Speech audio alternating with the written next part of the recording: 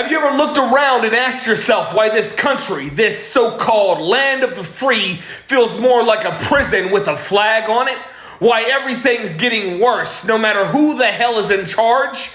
Two parties, same result. We suffer, they cash out. One throws Bibles and guns at your face while they cut your benefits. The other paints bombs and rainbow collars and calls it progress. They argue on TV while shaking hands behind closed doors, all the while laughing at us, starving us, locking us up, killing us while we beg for scraps. You think this is new? Hell no, it ain't. This has always been the game.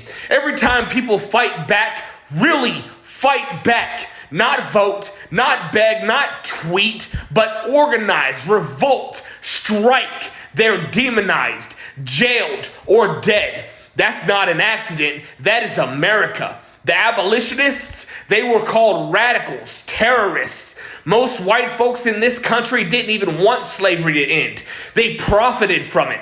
It was black folks escaping bondage and white comrades burning down laws and risking the noose that pushed the needle.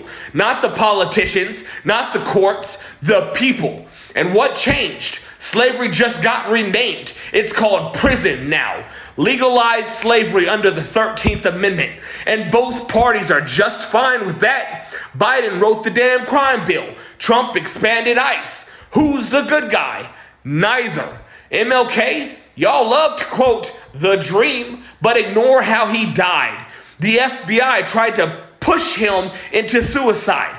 He had a 30% approval rating when he was murdered. He was marching against capitalism and imperial war when they decided he was too dangerous to live.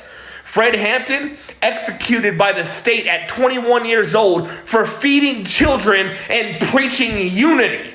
Malcolm X, shot down while calling out both white supremacy and capitalism. Angela Davis, labeled a terrorist for standing up to state violence. Assata Shakur had to flee to Cuba to stay alive.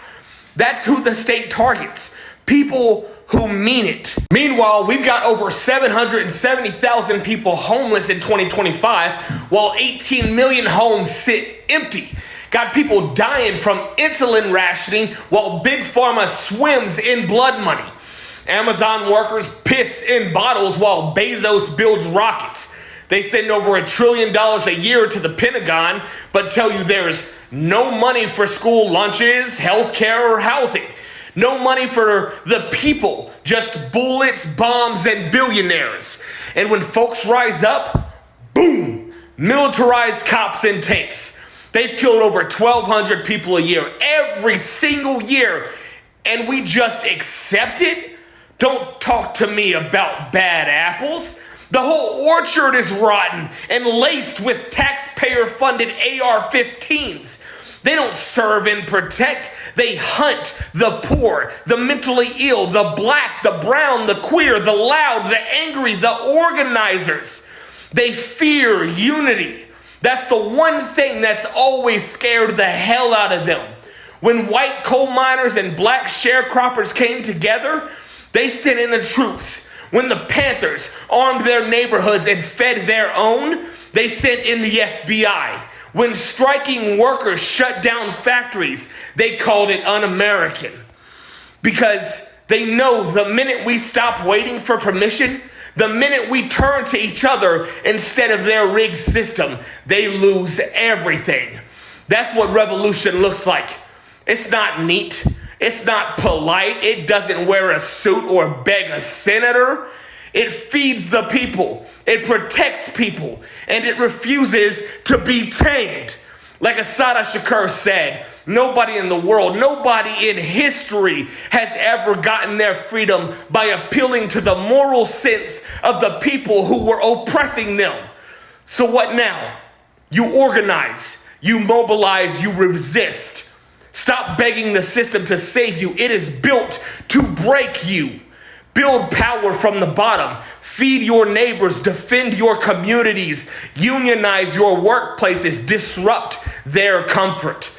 Make solidarity more than just a slogan. Be ungovernable. Be relentless. And don't wait for the right moment. This is the moment. We are the leaders we've been waiting for.